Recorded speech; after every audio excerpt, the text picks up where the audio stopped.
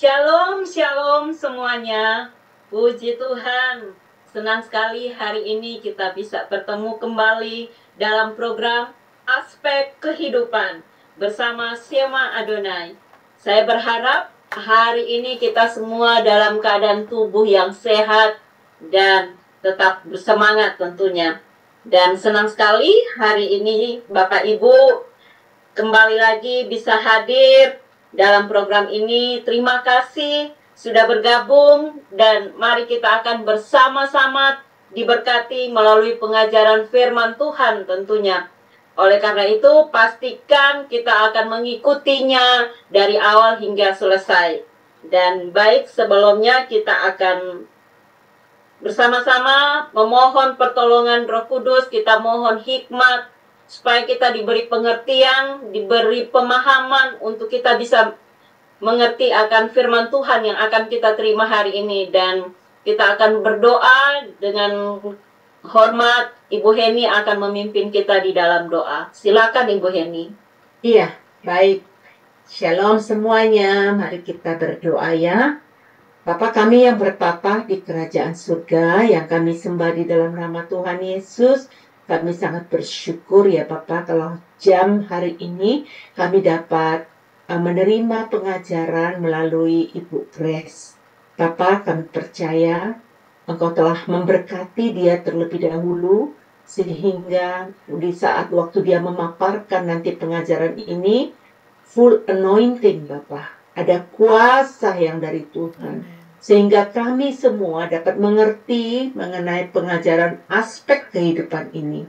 Apa saja yang harus kami pelajari.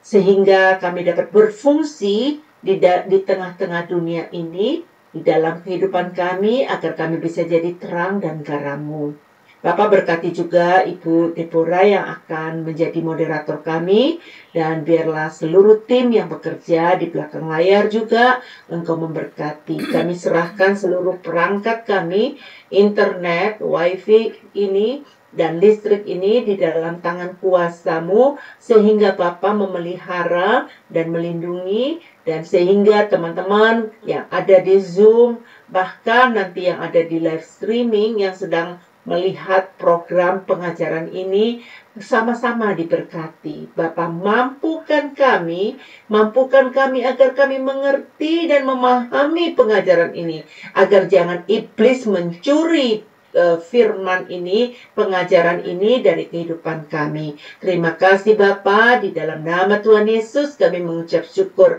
Haleluya. Amin. Amin, amin. Terima kasih Ibu Heni. Dan kita akan menerima pengajaran hari ini tentang 38 aspek kehidupan, meliputi apa saja. Baik, dengan narasumber tentunya yang sudah hadir di tengah-tengah kita, Ibu Grace Sumilat, yang sudah kita hadir. Shalom Ibu Grace, apa kabarnya? Shalom Bu Deborah, kabar saya luar biasa, diberkati Tuhan dengan kesehatan, Amin. Puji kekuatan. Tuhan. Iya, puji Tuhan.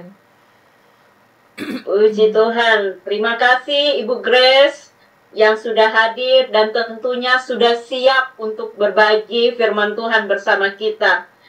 Mungkin di antara kita yang ada hari ini, sebagian mungkin ada yang belum kenal dengan beliau. Mari kita akan mengenal beliau lebih dekat melalui video profile berikut ini.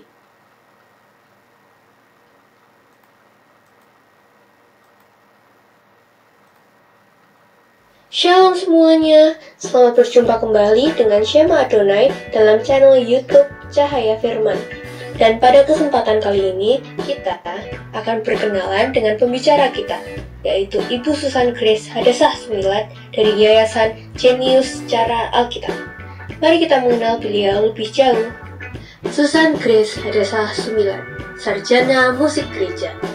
Ia lahir di Pasuruan, Jawa Timur, pada tanggal 10 September 1973, dan ia juga dibesarkan di kota Malang sebagai anak ketiga dari pasangan Yusuf Oscar Sumilat dan Shirley Esther Tejakusuma.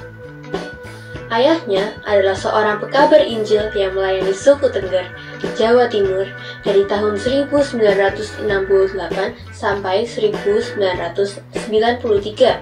Grace Sumilat. Demikian, beliau kerap disapa adalah seorang sarjana musik gereja alumnus dari Universitas Kristen Immanuel, Yogyakarta, yang sangat suka sekali meneliti Alkitab.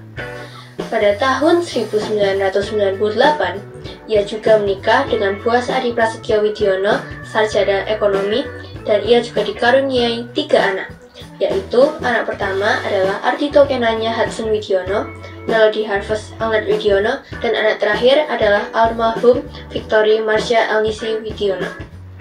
Grace Sumilat menjadi pembicara sejak Januari 2010. Beliau dipakai Tuhan sebagai alatnya untuk mendirikan Yayasan Jenius Secara Alkitab pada tahun 2015, dan juga ia mendirikan Bina Keluarga Bahagia Online School pada Januari 2021. Saat ini, Grace Sumilat menjadi salah satu pengkhotbah di GPDI Karisma Kalinegoro Magelang dan secara interdenominasi melayani juga di gereja-gereja lainnya. Kerinduannya adalah untuk melihat pengenapan Maleakhi 4 ayat 6 di akhir zaman. Baik, tanpa berlama-lama lagi, kita tentu sudah tidak sabar untuk menerima berkat firman Tuhan. Selanjutnya saya serahkan kepada hambanya, Ibu Grace Sumilat. Silakan Ibu Grace. Iya, terima kasih Ibu Deborah. Shalom buat teman-teman semua. Senang sekali kita boleh ketemu lagi hari ini untuk melanjutkan pengajaran kita tentang aspek kehidupan ya. Nah, saya percaya pengajaran hari ini yang sangat ditunggu-tunggu. Karena banyak orang yang bertanya, 38 aspek, banyak sekali. 38 aspek itu apa aja Bu Grace gitu ya. Saya juga waktu meneliti ini lebih kurang 1 bulan penuh. Jadi pernah meneliti lalu terhenti, lalu saya meneliti lagi, saya ulangi dari 0 lagi. Itu saya menemukan 38 aspek ini, saya juga surprise gitu ya. Wow, keren banget Tuhan. Ini sayang kalau nggak diajarkan. Nah, saya sangat bersyukur sekali kita boleh sampai di pengajaran ini setelah sebelumnya kita masuk dalam bab 1 pendahuluan. Lalu bab 2 kita belajar apa visi kehidupan.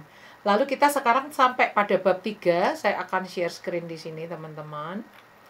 Kita telah sampai kepada bab 3 yang membahas tentang 38 aspek kehidupan manusia itu apa saja.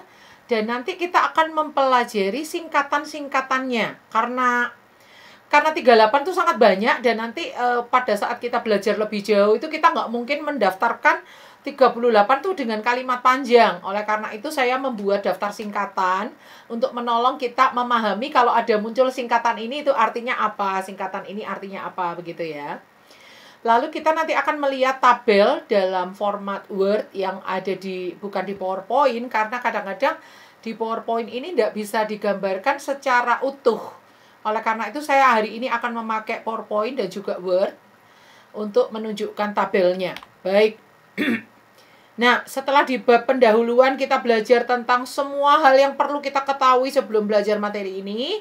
Di bab 2 kita udah belajar tentang visi kehidupan manusia itu yang Tuhan berikan dalam bentuk gambar salib dan juga visi sesuai dengan area pencapaiannya.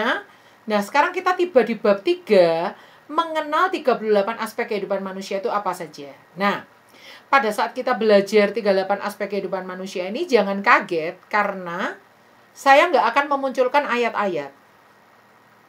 Karena apa? Karena nanti ayat-ayat itu kita akan bahas dengan banyak sekali materi di Alkitab. Mulai dari Pengkhotbah pasal 3, Kejadian pasal 1 sampai 5. Lalu kita juga belajar di kitab Ulangan, Daftar Berkat dan Kutuk, dan di kitab Imamat. Dan banyak sekali bagian-bagian Alkitab kita akan mengulik sepuas-puasnya. Nah, hari ini kita akan membahas 38 aspek itu apa saja. Nah, tentunya 38 aspek ini tidak saya susun berdasarkan hikmat manusia. Dalam arti, saya mendapatkan 38 ini dari Alkitab. Tapi kalau Anda ingin tanya ayat-ayatnya apa, itu nanti kita akan bahas pertemuan yang akan datang. Seperti itu ya. Baik, kita mengenal dulu 38 aspek itu apa saja, baru nanti kita belajar ayat-ayatnya. Baik. Nah, sekarang sebelum kita mempelajari lebih jauh tentang aspek kehidupan manusia, kita akan lihat bahwa seperti ini ya. Kalau kita ingin tahu aspek kehidupan manusia itu hanya ada dua yang paling penting adalah aspek sang pencipta dan sang ciptaan. Itu adalah dua aspek yang dua pihak atau dua oknum yang akan kita bahas panjang lebar adalah sang pencipta dan sang ciptaan. Nah, Tuhan itu adalah sang alfa dan omega. Kita akan lihat di dalam Wahyu pasalnya yang ke-12, ayatnya yang ke-13 di sana dikatakan, dan ketika naga itu sadar bahwa ia telah dilemparkan ke atas bumi, Wahyu 12 ayat 13. Oh, saya salah ayat ini ya. Mohon maaf ya teman-teman ya. Alfa dan omega. Sebentar saya cari ayatnya yang lebih akurat.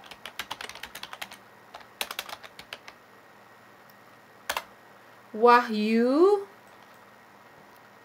Bentar ya, saya cari ayatnya. Wahyu 22. Oh, mohon maaf ya.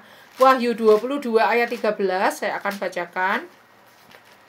Di situ dikatakan seperti ini, Aku adalah Alfa dan Omega, yang pertama dan yang terkemudian, yang awal dan yang akhir. Jadi Tuhan itu sang Alfa dan Omega. Tuhan itu yang menciptakan manusia menurut rupa dan gambarnya. Jadi sang Alfa dan Omega yang awal dan akhir itulah yang menciptakan manusia seturut rupa dan gambarnya. Pasti Bapak Ibu Saudara udah sering sekali mendengar ayat ini dibacakan atau dikhotbahkan. Maka Allah menciptakan manusia itu menurut gambarnya. Menurut gambar Allah diciptakannya dia. Laki-laki dan perempuan diciptakan mereka. Jadi ada dimensi Tuhan sang pencipta dan ada dimensi manusia sang ciptaan. Nah, dari Alkitab, nanti kita akan pelajari lebih jauh, 38 aspek kehidupan manusia itu terdiri dari 12 aspek ketuhanan dan 26 aspek kemanusiaan. Saya ulangi ya, ada 12 aspek ketuhanan dan 26 aspek kemanusiaan. Jadi di total menjadi 38 aspek.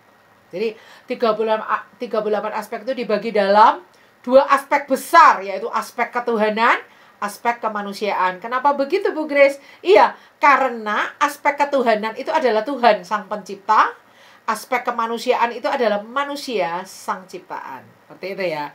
Saya harap bisa dipahami di sini. Nah, saya coba gambarkan aspek-aspek ini dalam suatu penggambaran. Saya tuh nggak bisa gambar, Bapak Ibu Saudara, tapi sebisa saya aja gitu ya. Saya gambarkan ini Tuhan dengan penuh warna hijau gitu ya, dengan tulisan Tuhan warna putih gitu ya.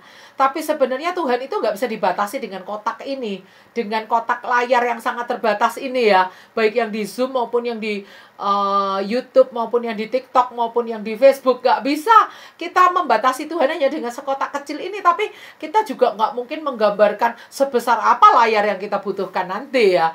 Pokoknya gambarkan aja bahwa Tuhan itu nggak terbatas. Tuhan itu Alfa dan Omega, yang awal dan yang akhir. Nggak bisa dibatasi dengan kotak layar yang kecil ini, berapa senti kali berapa senti ini ya. Nah, kita lihat setelah Tuhan itu ada ciptaan. Setelah Tuhan menciptakan manusia, maka ada dua aspek dalam kehidupan manusia yang sangat penting, yaitu 12 aspek ketuhanan, dan sisanya itu adalah aspek manusia sang ciptaan.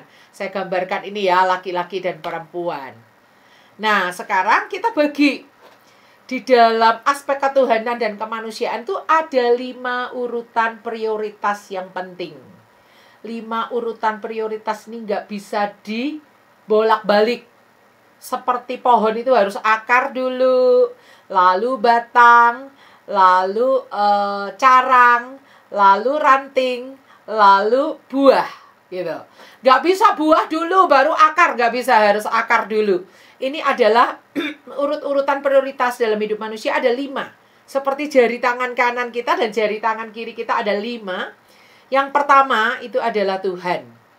Tuhan itu harus menempati tempat yang paling utama, paling pertama, paling sentral tidak ada yang bisa mengalahkan. Kalau kita salah menempatkan Tuhan tidak sebagai yang paling utama, berarti kita mempunyai berhala dalam hidup kita. Kalau kita tidak menjadikan Tuhan yang paling sentral dalam hidup kita, maka hidup kita tuh akan mengalami goyang, pincang. Kalau kita nggak menjadikan Tuhan itu yang paling utama, maka dipastikan hidup kita nggak bisa maksimal. Kenapa? Karena Tuhanlah yang memprakarsai penciptaan hidup kita. Oleh karena itu aspek ketuhanan itu yang nomor satu, yang paling sentral dalam hidup kita, yang paling utama, paling pertama, tidak tergantikan oleh apapun juga. Itu adalah prioritas pertama. Nah, lalu yang kedua ini sangat mengejutkan. Pada saat saya menyusun 38 aspek kehidupan manusia ini, saya cukup kaget. Saya cukup dibingungkan oleh aspek kedua ini. Karena saya teliti di Alkitab, ini bicara apa ya aspek kedua ini? Saya berpikir itu adalah taat pada hukum Tuhan. Tapi kenapa ada aspek lain takut akan Tuhan? Takut akan Tuhan itu sudah termasuk taat pada hukum Tuhan. Lalu apa ya ini? Apa ini bicara soal berkat dan kutuk? Kalau berkat dan kutuk itu melingkupi seluruh aspek hidup kita. Lalu apa ya yang spesial di aspek kedua ini? Saya berdoa. Akhirnya saya paham. Oh, yang dimaksud di kitab Ulangan 33 tentang daftar berkat dan kutuk ini adalah pengambilan keputusan. Aspek kedua ini adalah pengambilan keputusan yang benar untuk memilih hidup memuliakan nama Tuhan, untuk memilih hidup berbahagia. Karena apa? Karena kalau kita salah mengambil keputusan, ingat, Tuhan itu berkuasa menurunkan berkat, Tuhan itu berkuasa menurunkan kutuk, Tuhan itu berkuasa menurunkan kehidupan dan keberuntungan, Tuhan juga berkuasa menurunkan kematian dan kecelakaan. Ya, ayatnya yuk kita buka ya, ayatnya ya. Ulangan pasal 30. Saya tadinya terus terang bingung saya di aspek kedua ini. Karena saya tahu ini sebuah aspek, tapi aspek apa? Namanya itu aspek apa? Setelah saya bergumul, berdoa, perbandingkan ayat demi ayat, bagian-bagian Alkitab, akhirnya saya ketemu, oh, ini bicara tentang pengambilan keputusan. Ya, kita lihat ya. Ulangan 30 ayat 15 di sana dikatakan seperti ini. Ingatlah, aku menghadapkan kepadamu pada hari ini kehidupan dan keberuntungan, kematian dan kecelakaan. Dikatakan, aku menghadapkan kepadamu. Jadi, kuncinya ada di mana? Ya di pilihan kita sendiri. Ya di keputusan kita sendiri. Saya kaget sekali waktu belajar ini dibukakan Tuhan. Saya kaget ternyata pengambilan keputusan tuh urutan nomor 2 setelah aspek ketuhanan. Nggak main-main loh pengambilan keputusan. Karena kalau kita pelajari manusia itu adalah makhluk roh, memiliki jiwa, tinggal di dalam tubuh. Saya ulangi ya. Manusia itu adalah makhluk roh, memiliki jiwa, tinggal di dalam tubuh. Banyak orang sering terbalik menyebutnya manusia itu terdiri dari roh, jiwa, terdiri dari tubuh, jiwa, dan roh. Itu terbalik ya. Yang paling utama harus kita sebut duluan. Jadi tubuh ini hanya kelongsongan. Tubuh ini hanya casing ya. Tubuh ini hanya wadah. Utamanya kita bukan makhluk tubuh. Tapi utamanya kita adalah makhluk roh yang memiliki jiwa dan tinggal di dalam tubuh.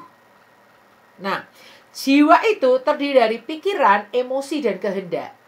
Pengambilan keputusan ini adalah area kehendak manusia. Di dalam area kehendak ini ada yang namanya kehendak bebas. Tuhan tuh nggak menjadikan kita tuh seperti robot. Di mana robot itu diprogram. Di mana robot itu hanya melakukan yang diperintahkan oleh tuannya, oleh programmernya gitu ya. Kita nggak diciptakan seperti robot, tapi kita diberi Tuhan namanya kehendak bebas. Nah, ternyata dalam aspek kehidupan manusia, kalau itu diperas menjadi 5 inti, kehendak bebas atau pengambilan keputusan, itu di urutan nomor 2. Nggak main-main ini. Coba kita lihat ya, di dalam Ulangan 30, ya, ayat pertama. Maka apabila segala hal ini berlaku atasmu, yakni berkat dan kutuk yang telah kuperhadapkan kepadamu itu, dan engkau menjadi sadar di dalam hatimu di tengah-tengah segala bangsa, kemana Tuhan Allahmu menghala engkau, dan apabila engkau berbalik kepada Tuhan Allahmu dan mendengarkan suaranya, bukan mendengar ya, tapi mendengarkan. Mendengar itu semua suara yang masuk di telinga kita. Tapi mendengarkan itu adalah suara-suara yang kita perhatikan dengan sungguh-sungguh. Ya. Seperti saya ini mendengar suara kipas angin, mendengar suara suami saya lewat, mendengar mungkin ada suara tukang bakso gitu ya. Tapi saya nggak mendengarkan.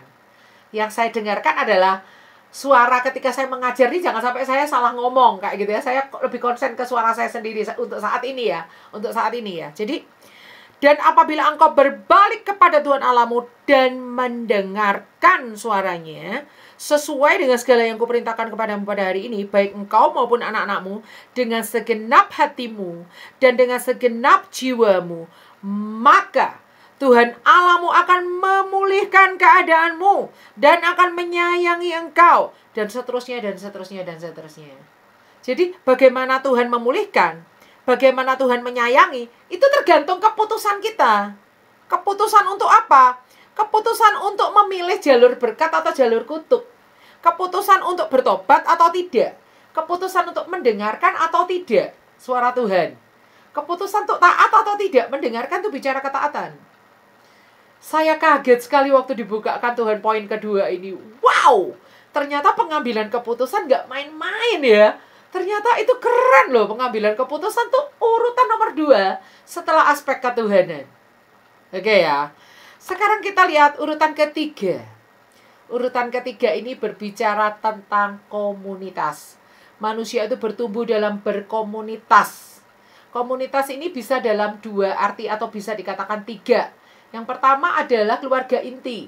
Suami, istri, anak-anak, kakak, adik, kakek, nenek, itu keluarga inti ya. Pola 3 generasi di dalam Alkitab ya.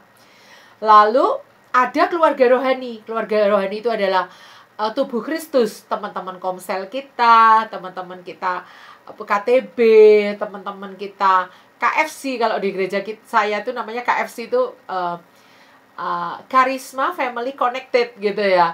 Teman-teman kita komsel, teman-teman kita CG ya. CG itu connecting group ya. CG gitu ya. Atau apalah namanya ya. Ada yang menyebutnya MK, Mesbah Keluarga gitu ya. Itu adalah kumpulan dari orang-orang percaya. Teman-teman gereja kita, teman-teman pelayanan kita, itu juga termasuk komunitas. Nah, yang ketiga itu adalah masyarakat luas. Teman-teman kerja kita, tetangga-tetangga kanan kiri kita, Pak RT gitu ya. Itu adalah komunitas, itu juga termasuk di dalam tetangga-tetangga, masyarakat luas itu termasuk komunitas yang lebih luas lagi. Nah, di dalam Kejadian dikatakan beranak cuculah. Itu bicara lembaga keluarga. Beranak cucu itu melalui menggerakkan cinta, ya, setelah diberkati menggerakkan cinta, lalu menggerakkan cinta, lalu beranak cucu. Itu bicara tentang keluarga inti. Tapi kalau Alkitab berkata tidak hanya titik sampai beranak cucu, tapi ada lanjutannya, beranak cuculah dan bertambah banyak. Bertambah banyak tidak cuma bicara soal keluarga inti, tapi ini bicara soal komunitas yang lebih luas. Bahkan kalau suatu negara itu bicara tentang populasi. Sebuah bangsa itu memerlukan populasi. Ya, tapi antara keluarga inti, keluarga rohani, dan masyarakat luas, populasi itu tidak kita beda-bedakan dalam berbagai aspek. Enggak, kita jadikan satu aspek saja, sama. Kenapa? Karena tidak semua orang itu punya karunia untuk tidak semuanya orang itu menikah. Karena ada orang-orang tertentu yang punya karunia untuk tidak menikah. Nah, bagi orang-orang yang punya karunia untuk tidak menikah, masa dia nggak punya aspek ketiga ini? Nggak mungkin ya kan? Karena dia lahir dari keluarga juga. Dia pasti lahir dari rahim seorang ibu. Lahir dari benih laki-laki juga, ya kan? Jadi kita akan jadikan satu antara keluarga inti, keluarga rohani, dan populasi masyarakat luas itu dalam satu aspek yang sama yang kita sebut hidup berkomunitas. Ya. Nah, karunia untuk tidak menikah itu ada di 1 Korintus 7. 1 Korintus 7 ayat yang ke-7. Di situ dikatakan, namun demikian alangkah baiknya kalau semua orang seperti aku, tetapi setiap orang menerima dari Allah karunia-Nya yang khas, yang seorang karunia ini dan yang lain karunia itu. Ini Rasul Paulus diperkirakan oleh para penafsir Alkitab, dia ini punya karunia selibat atau karunia tidak menikah. Ada nggak sih Bu Grace orang-orangnya kayak itu? Ada banyak. Mungkin kayak misionaris-misionaris yang dikirim Tuhan ke daerah-daerah terpencil, itu kebanyakan mereka nggak nikah ya. Kenapa? Karena mereka lebih memfokuskan diri untuk mereka ini mencurahkan seluruh perhatiannya, kehidupannya hanya untuk pelayanan pekerjaan Tuhan di suku-suku di mana Tuhan mengutus mereka untuk pergi. Ya. Jadi karena ada orang-orang yang punya karunia tidak menikah, saya tidak membedakan dalam beberapa aspek. Ini saya jadikan dalam satu aspek yang sama. Baik, sekarang yang keempat. Yang keempat adalah aspek pekerjaan. Manusia itu harus bekerja untuk memenuhi seluruh kebutuhannya. Mungkin Anda berpikir lah, Bu Grace, ini kok nggak semua ada ayatnya? Iya, karena saya memperkenalkan dulu nih. Dalam 1 jam ini 38 aspek itu apa saja. Nanti detail-detailnya kita akan belajar. Pertama, itu dari kitab Pengkhotbah. Kenapa katanya Bu Grace kan ada di Kejadian pasal 1 sampai 5. Kenapa kita startnya nggak dari Kejadian aja? Urut dong Bu Grace, habis Kejadian baru Pengkhotbah. Nggak seperti itu Bapak Ibu Saudara. Karena apa? Pertama kali saya tertarik meneliti aspek hidup manusia itu apa saja, justru saya dibukain dari kitab Pengkhotbah. Saya startnya dari Pengkhotbah pasal 3. Dari situ baru saya cari perbandingan lainnya dengan kitab Kejadian dan lain sebagainya.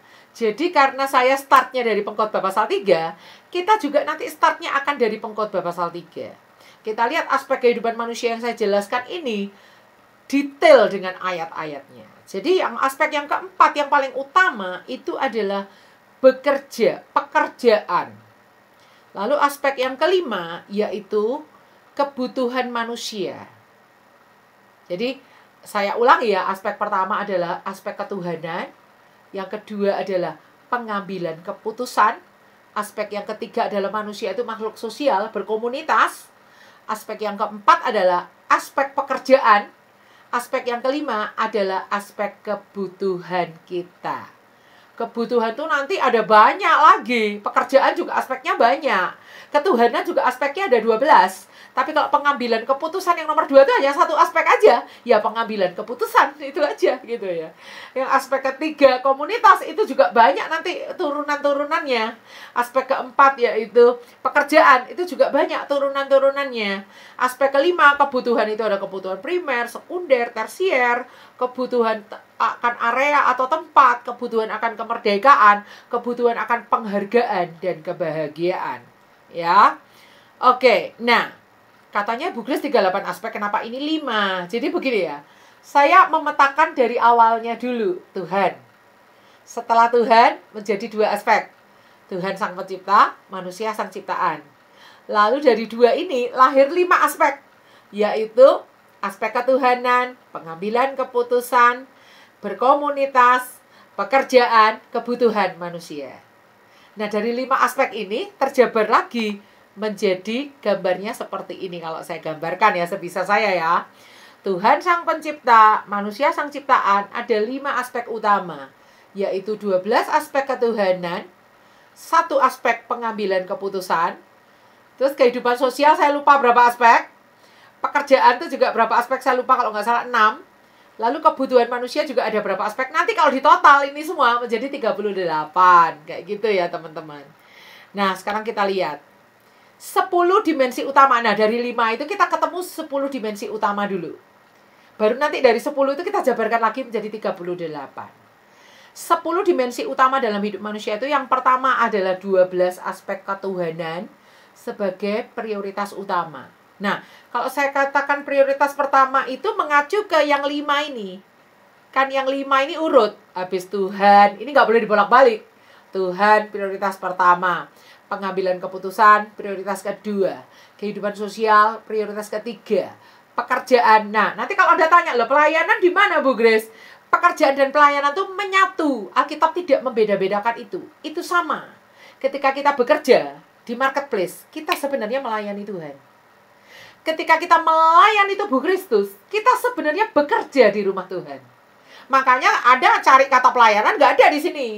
Karena bagi saya pelayanan itu juga adalah pekerjaan. Dan itu bukan hanya bagi saya, itu apa kata Alkitab, ya.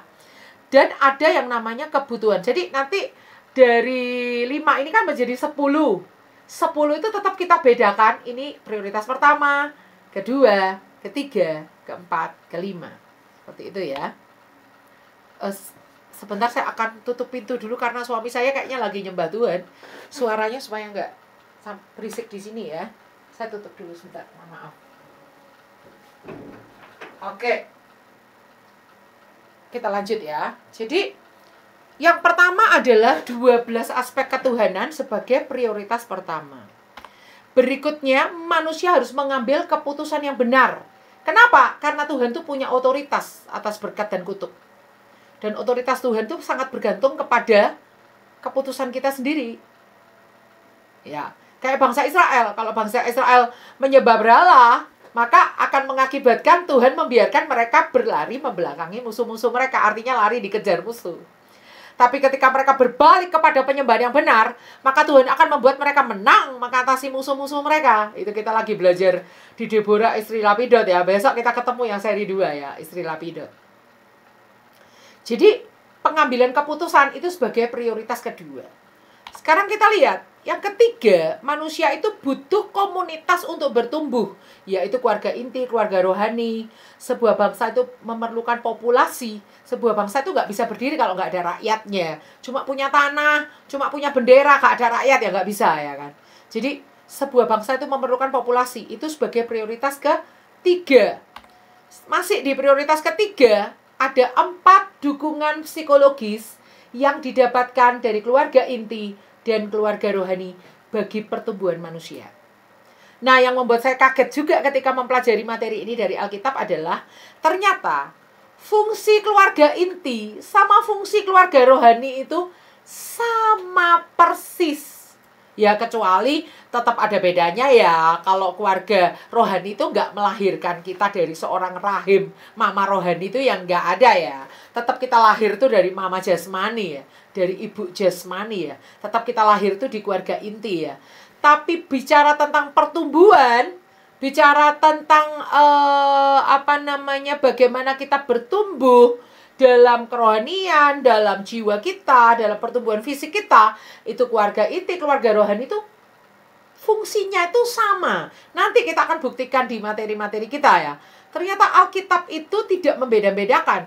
Baik keluarga inti, keluarga rohani itu punya peran yang sama terhadap pertumbuhan seorang manusia. Itu masih di prioritas ketiga ya, tentang komunitas ya. Lanjut, masih di prioritas ketiga, ada 4 dimensi kecerdasan yang menjadi pondasi maksudnya gini, ada 4 dimensi kecerdasan ya, yang pondasinya itu diletakkan oleh keluarga inti dan keluarga rohani melalui yang namanya takut akan Tuhan. Di bagian pendahuluan kita udah belajar ya. Ternyata takut akan Tuhan itu adalah pondasi daripada IQ, EQ, MQ, SQ, intelligent quotient, emotional quotient, moral quotient, dan spiritual quotient. Keempat ini pondasinya takut akan Tuhan. Nah, takut akan Tuhan ini diletakkan oleh keluarga inti dan keluarga rohani untuk menolong seorang manusia itu bisa bertumbuh dalam takut akan Tuhan. Sehingga mereka juga bertumbuh di dalam IQ, EQ, MQ, dan SQ. Seperti itu ya. Masih di prioritas ketiga ya. Jadi di prioritas ketiga ada komunitas yang memberikan 4 dukungan psikologis. Apa aja itu? Nanti kita akan munculkan di 38 aspeknya. Lalu ada 4 juga dimensi kecerdasan manusia. Yang mana takut akan Tuhan itu diletakkan dasarnya, pondasinya itu oleh keluarga inti dan keluarga rohani. Berikutnya masih dalam itu tadi aspek ketiga ya. Sekarang prioritas ketiga ya. Sekarang kita masuk di prioritas keempat, berbicara tentang 6 aspek dalam pekerjaan. Jadi dalam pekerjaan nanti ada 6 aspek. Lalu masuk di prioritas kelima, ada 5 kebutuhan primer manusia. Ada 3 aspek kebutuhan sekunder dan tersier, ada kebutuhan manusia akan area, akan tempat, akan kemerdekaan, dan ada kebutuhan manusia akan penghargaan dan kebahagiaan. Saya ulangi biar jelas ya. Jadi ada 12 aspek ketuhanan sebagai prioritas pertama, pengambilan keputusan sebagai prioritas kedua. Nah, prioritas ketiga ini ada banyak nih, yaitu kita butuh komunitas untuk bertumbuh. Ada 4 dukungan psikologis yang kita dapatkan dari komunitas. Ada peletakan dasar IQ, EQ, MQ, dan SQ, yaitu takut akan Tuhan yang kita dapatkan di komunitas. Lalu aspek keempat ada 6 aspek di dalam pekerjaan, ya. Lalu ada yang ketujuh ada 5 kebutuhan primer manusia. Lalu sebagai prioritas kelima kebutuhan manusia ada kebutuhan primer, kebutuhan sekunder dan tersier, kebutuhan akan area, tempat, dan kemerdekaan, kebutuhan akan penghargaan dan kebahagiaan. Nah, itu 10 aspek besarnya seperti itu. Dari 10 ini kita jabarkan detailnya lagi menjadi 38. Oke. Saya gambarkan dulu yang 10 tadi seperti apa ya. Saya gambarkan. Jadi ini Tuhan Sang Pencipta. Bentar saya nyalakan dulu lampunya di sini. Tuhan Sang Pencipta, manusia sang ciptaan. Kita punya 5 aspek penting, 5 aspek dasar, yaitu Tuhan, pengambilan keputusan, komunitas, kehidupan sosial, pekerjaan, dan kebutuhan manusia yang harus dicukupi. Lalu, kalau Tuhan aspeknya ada 12. Pengambilan keputusan 1 aspek saja. Kehidupan sosial ada 3, yaitu kita memerlukan komunitas keluarga inti dan rohani, 4 dukungan psikologis, 4 dimensi kecerdasan. Yang pondasinya itu adalah takut akan Tuhan. Itu ditumbuhkan di lewat keluarga inti dan keluarga rohani ya. Lalu pekerjaan itu terdiri dari 6 aspek pekerjaan. Lalu kebutuhan kita itu terdiri dari 5 kebutuhan primer, 3 aspek kebutuhan sekunder dan tersier, kebutuhan area atau tempat kemerdekaan, kebutuhan akan penghargaan dan kebahagiaan. Nah, ini memuncak, klimaksnya itu di sini. Kalau sampai kebutuhan kita akan penghargaan dan kebahagiaan itu terpenuhi, kita menjadi kepala dan bukan ekor, maju dan bukan mundur, kita ditaruh Tuhan di tempat strategis, menjadi pembawa pengaruh bagi banyak orang, maka kita akan mencapai gambar salib itu. Visi yang udah kita pelajari beberapa minggu lalu, visi. Jadi visi itu adalah kemuliaan nama Tuhan, kebahagiaan, yang kanan itu adalah amanat agung, kekekalan. Yang kiri itu adalah menjadi kepala dan bukan ekor, maju dan bukan mundur. Ya, diangkat Tuhan tinggi ya, untuk sebuah posisi strategis sehingga kita bisa memuliakan Tuhan, bisa kabarkan berita sukacita, berita Injil. Juga ketika kita diangkat tinggi otomatis kita berbahagia, kebutuhan akan penghargaan itu terpenuhi. Kayak gitu. Ya. Jadi ini semakin lama semakin klimaks sampai ketika kebutuhan ini terpenuhi, maka hidup kita tuh maksimal kayak gitu. Ya. Hidup kita itu mencapai satu klimaks ya. Seperti itu ya. Jadi ini kalau dihitung ada 10. 1, 2, 3, 4, 5, 6, 7, 8. 1, 2, 3, 4, 5, 6, 7, 8. Oh, kan ada aspek ketuhanan yang pertama ini. Belum kita hitung ya. Sama pengambilan keputusan ya. Jadi ada 10. Tuhan, pengambilan keputusan. Terus aspek kehidupan sosial dibagi lagi menjadi 3. Pekerjaan. Itu 6 aspek pekerjaan. Lalu kebutuhan dibagi lagi menjadi 4. Totalnya adalah 10 ya. 1, 2, 3, 4, 5, 6, 7, 8, 9, 10. Keren ya. 1, itu adalah Tuhan. 2, Tuhan Sang Pencipta dan manusia Sang Ciptaan. Dibagi lagi jadi 5, aspek ketuhanan, pengambilan keputusan, komunitas, pekerjaan, kebutuhan. Ini nanti dibagi lagi menjadi 10. Tuhan, pengambilan keputusan, kok kita butuh komunitas, 4 dukungan psikologis, 4 dimensi kecerdasan, 6 aspek pekerjaan, 5 kebutuhan primer, 3 aspek kebutuhan sekunder dan tersier, kebutuhan area, tempat, dan kemerdekaan, kebutuhan penghargaan dan kebahagiaan. Totalnya 10. Oke. Sekarang kita pelajari yang 38 itu apa saja. Sekarang lebih detailnya lagi 38-nya itu apa saja ya. Yang pertama kita pelajari 12 aspek ketuhanan dalam hidup manusia. Dari mana sih Bu Kris kok data kayak gini? Dari Pengkhotbah pasal 3. Ya, nantikan pengajaran selanjutnya kita akan ulik Pengkhotbah pasal 3 habis-habisan. Ada waktu untuk lahir, ada waktu untuk meninggal, ada waktu untuk menanam, ada waktu untuk mencabut yang ditanam, dan seterusnya dan seterusnya. Di situ kita menemukan semua aspek. Termasuk adalah aspek ketuhanan dalam hidup manusia. Aspek ketuhanan adalah yang pertama, Allah itu adalah sentral kehidupan. Allah itu adalah pusat kehidupan manusia. Manusia tidak bisa hidup tanpa Tuhan.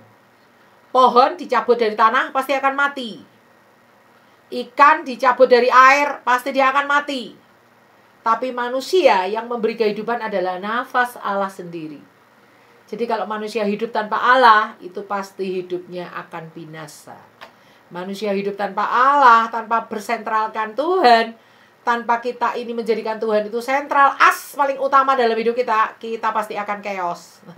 Kita pasti akan keok, ya. Pasti kita akan gepeng. Hidup kita akan sia-sia, ya kan? Yang kedua, Tuhan ada di semua musim kehidupan. Ya, singkatnya MSMKC, musim kehidupan. Ya. Jadi mau musim panas, mau musim hujan, mau kita senang, mau kita sedih, mau kita takut, mau kita gembira, mau kita pesta, mau kita berkabung, itu Tuhan ada di semua musim. Itu aspek ketuhanan yang kedua. Yang ketiga, Tuhan itu menginginkan manusia itu hidup kekal. Mencapai hidup kekal sebagai kebutuhan manusia yang paling hakiki. Kenapa kok kebutuhan manusia yang paling hakiki itu kekal, hidup kekal? Karena begitu manusia jatuh dalam dosa, manusia mengenal emosi negatif yang namanya rasa takut, yang namanya bersembunyi, ya kan? Yang namanya saling menyalahkan, saling menuding, gitu kan? Nah, manusia itu padahal dirancang untuk hidup berbahagia. Satu-satunya tempat yang paling bahagia itu adalah di surga, di kehidupan kekal, di mana nggak ada lagi air mata, nggak ada lagi ratap tangis, nggak ada lagi perkabungan. Karena semuanya telah berlalu, kata kitab Wahyu. Sehingga untuk tujuan Tuhan menciptakan manusia itu supaya manusia berbahagia, gak ada cara lain kecuali manusia mendapatkan hidup kekal ini. Ini adalah aspek ketuhanan yang ketiga. Hanya Tuhan yang bisa menyediakan hidup kekal bagi kita. Aspek ketuhanan yang keempat adalah manusia harus menemukan identitas primernya, yaitu siapa dia di hadapan Tuhan. Dan siapa Tuhan bagi dia. Bahwa Tuhan itu juru selamatku, bahwa Tuhan itu gembalaku, bahwa Tuhan itu gunung batuku, bahwa Tuhan itu penyelamatku, bahwa Tuhan itu guruku, rabiku, bahwa Tuhan itu adalah sahabat terbaikku, bahwa Tuhan itu adalah perlindunganku, Tuhan itu penyediaku, Tuhan itu hakimku, Tuhan itu adalah penghiburku, Tuhan itu adalah pembelaku, dan lain seterusnya. Bukan hanya secara teori, tapi benar-benar mengalami pribadi Tuhan sebagai siapa dalam hidup kita. Ini aspek ketuhanan yang keempat. Aspek ketuhanan yang kelima adalah manusia itu harus punya hubungan pribadi dengan Tuhan untuk memahami kehendak Tuhan dalam hidupnya. Tanpa manusia itu memahami kehendak Tuhan dalam hidupnya, dia akan gagal di aspek kedua, yaitu pengambilan keputusan. Oleh karena itu, untuk mengambil keputusan jangan sampai salah, itu adalah manusia harus punya yang namanya HPDT, hubungan pribadi dengan Tuhan. Nah, kalau anak-anak muda sekarang bilangnya itu sate. Kamu udah sate belum? Bukan sate ayam, sate babi, sate kambing ya. Sate itu saat teduh. Istilah anak zaman sekarang sate saat teduh ya. Kalau zaman saya itu dari SMA saya suka bilang itu HPDT, hubungan pribadi dengan Tuhan. Bergaul dengan Tuhan untuk memahami kehendak Tuhan, itu adalah aspek ketuhanan yang kelima. Aspek ketuhanan yang keenam adalah kesehatan jiwa. Artinya kalau Tuhan nggak topang hidup kita, kalau Tuhan nggak jaga hidup kita, kalau Tuhan itu nggak memagari supaya kita pencobaan yang kita alami itu tidak lebih dari kekuatan kita, kita bisa gila loh. Kita bisa stres loh. Ya, ini kesehatan jiwa. Ini juga aspek ketuhanan, karena ini ada di tangan Tuhan. Berikutnya adalah kesehatan tubuh. Itu juga aspek ketuhanan, kesehatan tubuh. Karena detak jantung kita masih berdetak, gelombang otak kita masih terdeteksi oleh alat EEG, ya. Gelombang otak manusia kan gamma, beta, alfa, theta, dan delta. Lebih dari 0, itu kita mati. Gitu. Jadi, kesehatan tubuh itu juga adalah aspek ketuhanan. Yang ke-7, aspek ketuhanan yang ke-8 adalah Tuhan itu punya hukum-hukum yang perlu ditaati. Ya, ibaratnya kalau Indonesia itu punya Undang-Undang Dasar 45, punya peraturan pemerintah nomor sekian, punya keputusan presiden Kepres nomor sekian, punya peraturan lalu lintas, undang-undang ITE, undang-undang pernikahan, undang-undang apa-apa, perangkat undang-undangnya. Nah, perangkat hukumnya. Nah, itu juga adalah aspek ketuhanan yang nomor 8. Ada hukum-hukum Tuhan yang perlu ditaati. Karena apa? Karena Tuhan itu punya otoritas atas hidup manusia. Sama seperti kepala sekolah itu punya otoritas pada sekolah. Maka kepala sekolah itu menetapkan peraturan sekolah. Wali kelas juga gitu, punya peraturan kelas. Ketua kelas juga sama, punya peraturan kelas. Yang piket hari ini sama. Sama seperti itu. Karena alam semesta ini Tuhan ciptakan, manusia itu Tuhan ciptakan, Tuhan itu punya otoritas atas hidup kita. Oleh karena itu kita harus taat pada hukum-hukum Tuhan. Tapi ini bukan bicara ketaatannya kalau aspek yang ini, baru perangkatnya saja. Bahwa hukum itu ada, gitu ya. Nah, sekarang kita melihat kalau yang mentaatinya itu masuk dalam aspek yang ke-9. Manusia harus memiliki karakter takut akan Tuhan sebagai kurikulum sepanjang hidup dalam seluruh aspek hidupnya. Itu kita singkat TAT, takut akan Tuhan. Jadi, kalau takut akan Tuhan, hukumnya mana? Hukumnya ada di aspek yang ke-8 ini. Tapi mentaatinya itu ada di aspek yang ke-9. Emangnya beda tuh, Bu Kris? Beda dong. Kalau itu kita satukan, kita akan rancu. Rancunya seperti apa? Kamu takut akan Tuhan nggak? Iya. Kamu mentaati hukum Tuhan? Iya. Hukum yang mana? Ya nggak tahu, pokoknya taat. Nah, itu nggak benar. Hukumnya itu juga ada. Perangkat hukumnya itu juga ada.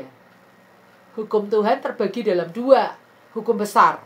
Yaitu kasihilah Tuhan Allahmu dengan segenap hatimu, dengan segenap jiwamu, dengan segenap kekuatanmu, dan seterusnya. Dan kasihilah sesamamu manusia seperti mengasihi diri sendiri. Itu adalah hukum yang terutama.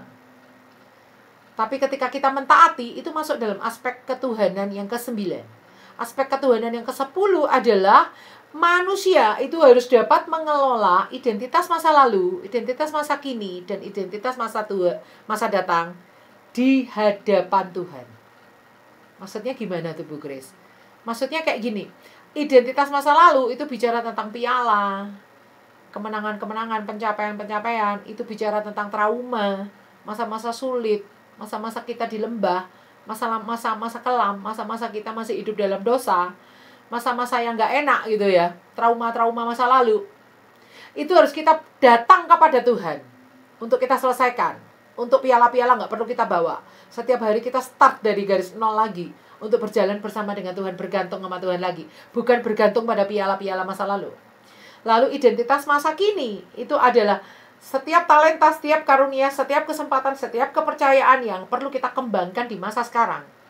Identitas masa depan ada bicara tentang visi, bicara tentang cita-cita, bicara tentang apa rencana Tuhan, apa maunya Tuhan bagi hidup kita di masa yang akan datang. Ini 3 identitas, baik masa lalu, masa kini, masa datang, harus kita bawa ke hadapan Tuhan. Untuk menjadi orang yang pulih, menjadi orang yang mengembangkan kapasitasnya maksimal, menjadi orang yang visioner. Ya, luar biasa ya. Ini adalah aspek yang ke-10. Bagaimana dengan aspek yang ke-11? Aspek yang ke-11 adalah manusia harus punya visi ilahi di dalam hidupnya.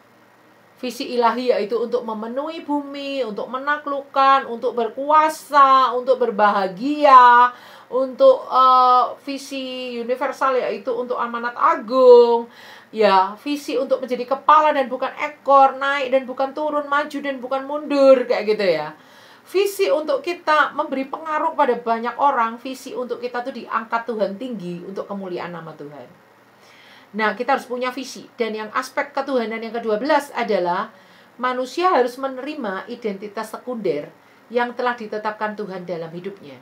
Identitas sekunder adalah, di bagian pendahuluan kita udah belajar, identitas sekunder adalah takdir yang nggak bisa dirubah dalam hidup kita. Contoh, saya lahir tahun berapa, saya lahir di keluarga apa, saya anak siapa, saya lahir di kota apa, warna kulit saya seperti apa, rambut saya ikalnya seperti apa, bagaimana bentuk wajah saya laki-laki atau perempuan, saya dari suku apa, saya perkawinan campur mama saya dengan papa saya suku apa sama suku apa, dan saya ini warga negara apa, saya bertumbuh di bangsa apa, itu nggak bisa dirubah.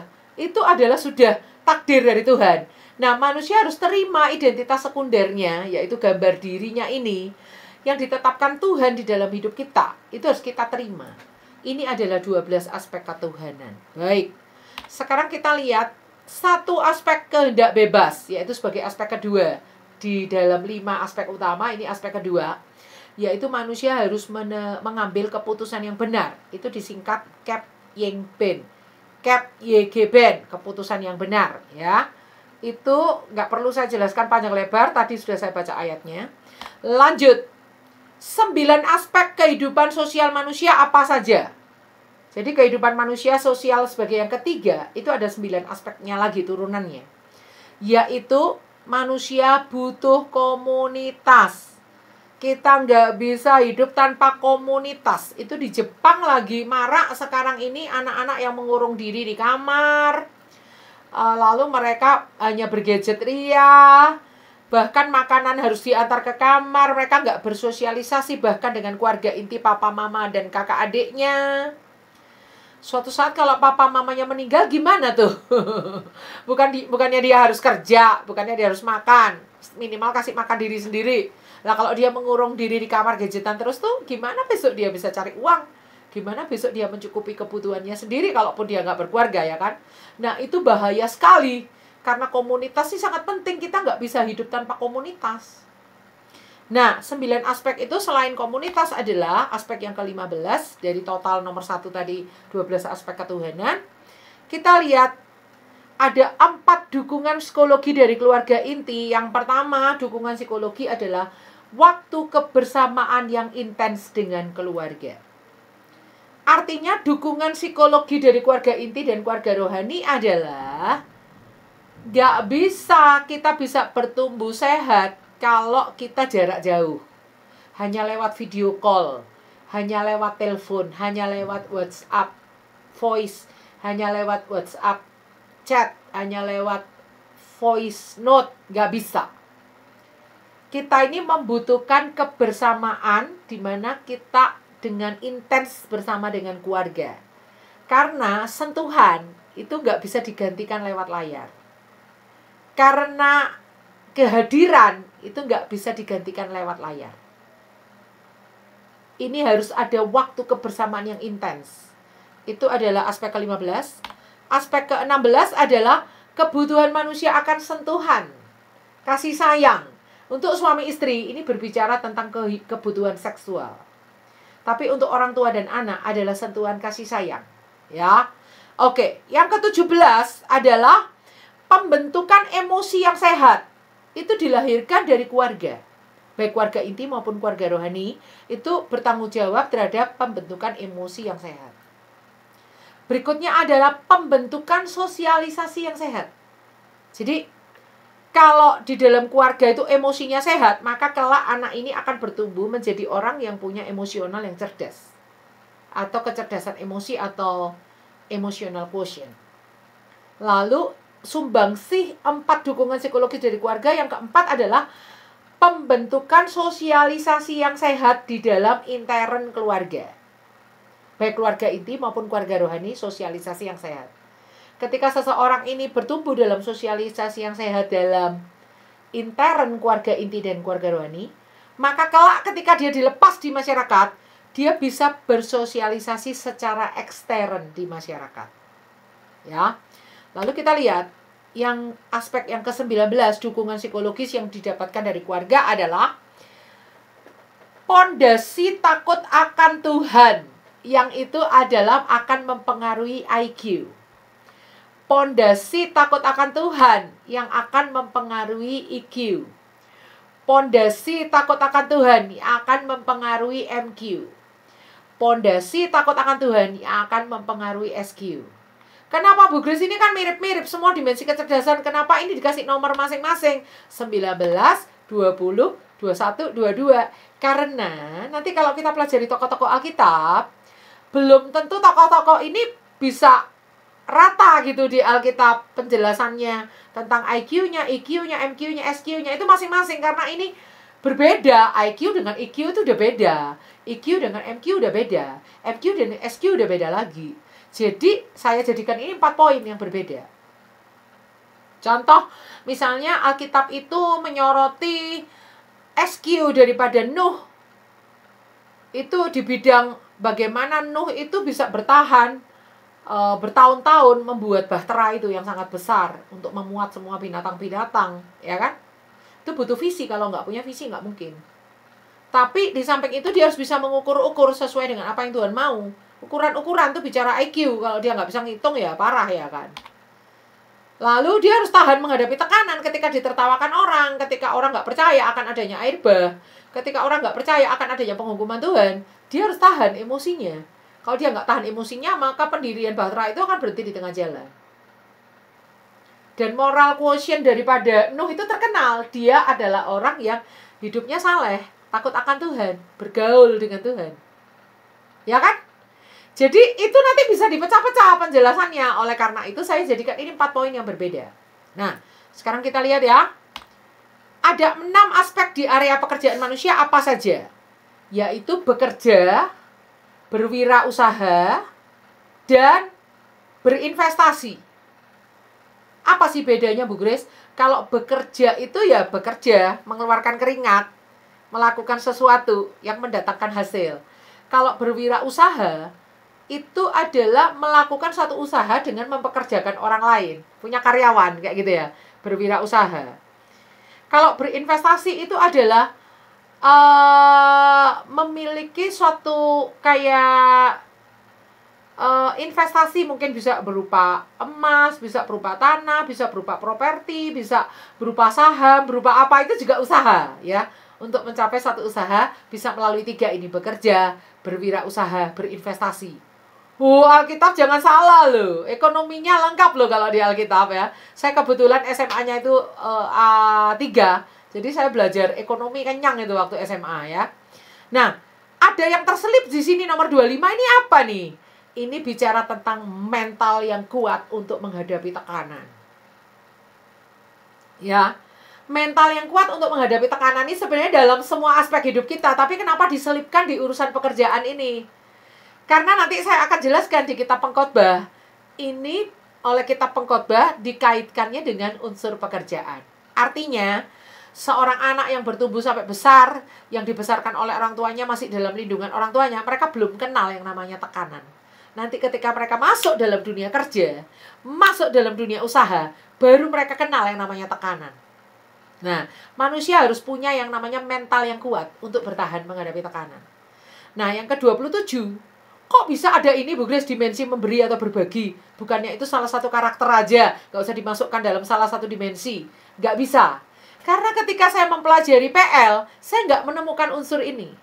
Tapi ketika saya mempelajari PB, bagaimana pengajaran Yesus tentang kekayaan, bagaimana pandangan Yesus tentang kekayaan, bagaimana pandangan Yesus tentang aspek-aspek kehidupan, saya menemukan bahwa Yesus tuh menitik beratkan pada yang namanya aspek berbagi ini. Sehingga saya balik ke perjanjian lama, ternyata aspek ini juga ada. Cuma saya belum ketemukan itu waktu belajar di perjanjian lama. Ketika saya mau cross check dengan perjanjian baru, keseimbangan dengan perjanjian baru, aspek ini muncul. Dan ternyata di perjanjian lama ada tanpa saya sadari. Jadi tenang, di Khotbah ada, di Kejadian 1-5 nanti ada, di aspek-aspek tentang berkat dan kutuk, ini semua ada. Doa berkat Yakub, doa berkat Musa kepada suku-suku Israel, ini tetap aspek ini ada, kita ketemukan ya. Aspek ke-27. Kenapa ini masuk dalam 6 aspek pekerjaan? Karena kita bisa berbagi, kita bisa memberi. Itu ketika pekerjaan kita ini semakin berkembang ya. Namanya memberi atau berbagi itu nggak harus berupa materi ya. Seperti saya berbagi ilmu sama Anda, apa yang saya teliti di Alkitab saya bagikan ke Anda. Ini saya juga udah masuk dalam aspek berbagi. Jadi yang namanya berbagi itu nggak harus yang nominal, rupiah, dolar. Berbagi sembako nggak harus berupa seperti itu ya. Nah, kita lanjutkan. Ada 6 aspek pekerjaan manusia. Yang terakhir adalah aspek beristirahat yang cukup. Wah, ternyata aspek beristirahat itu ada. Itu penting menjadi salah satu dari 6 aspek pekerjaan. Bekerja, berwirausaha, berinvestasi, aspek memberi, aspek istirahat yang cukup, aspek apa lagi tadi? Aspek mental yang kuat menghadapi tekanan. Oke. Sekarang kita lihat 10 aspek di area kebutuhan manusia. Kebutuhan manusia akan pangan. Ini saya urut loh ya, urut Alkitab ya. Alkitab itu ternyata nomor 1 itu kebutuhan manusia disebut pangan dulu. Pangan itu yang paling utama. Setelah itu bukan sandang, pangan, papan ya. Kalau orang-orang sering menyebutkan sandang, pangan, papan, itu nggak urut ya. Kalau Alkitab tuh pangan dulu, papan, baru sandang. Saya pikir-pikir betul juga ya. Kalau kita nggak ada makanan, kalau kita puasa nggak masalah ya. Tapi kalau nggak puasa nggak mungkin ya kan. Nggak mungkin kita bisa hidup tanpa makan, bisa bertahan berapa lama ya kan. Lalu sebelum kita pakai baju yang ganti-ganti, paling utama papan dulu dong. Kita berteduh dari hujan, dari panas, dari binatang buas, dan sebagainya. Itu papan dulu dong. Baru setelah itu sandang. Kalau sandang pun kita cuma punya yang minimalis, kita tetap bisa hidup kok. Makanya sandang itu paling akhir kalau urutan Alkitab ya. Pangan dulu, papan, baru sandang. Di tengah-tengahnya ini ada rasa aman. Ternyata rasa aman itu adalah salah satu kebutuhan manusia yang hakiki juga. Yang sangat mendasar juga. Maksudnya gini, rasa aman itu adalah rasa aman dari binatang buas, rasa aman dari penjajahan, rasa aman dari deportasi, rasa aman dari bencana alam, rasa aman dari segala macam ya. Dari sakit penyakit, rasa aman dari segala macam pokoknya. Ini di Alkitab nanti kita pelajari, kenyang ini kita kalau belajar daftar berkat dan kutuk ini. Rasa aman ini dibahas luar biasa. Ya. Oke. Ini kebutuhan akan rasa aman. Lalu kebutuhan akan pendidikan dan pengajaran. Bedanya apa dengan yang tadi di keluarga? Tadi ada dukungan, ada peletakan pondasi takut akan Tuhan untuk IQ, EQ, MQ, dan SQ. Bedanya apa? Bedanya kalau di sini pendidikan dan pengajaran itu nggak selalu di keluarga inti, tapi ini yang dimaksudkan adalah secara formal. Ya, kita butuh pendidikan pengajaran formal. Untuk apa? Untuk kita bisa beraktualisasi diri. Jadi kata-kata kita didengar, usulan kita dipertimbangkan, terus karya-karya kita dihargai. Itu semua nggak mungkin itu terjadi kalau kita nggak punya pendidikan dan pengajaran. Karena pendidikan pengajaran ini nanti terkait dengan aktualisasi diri. Jadi ini kebutuhan kita, aspek kehidupan yang ke-33. Yang ke-34 adalah kebutuhan sekunder dan tersier. Ya, kebutuhan sekunder dan tersier ada 3 aspek kebutuhan manusia adalah yang pertama kebutuhan sekunder, yang berikutnya adalah kebutuhan tersier, ya.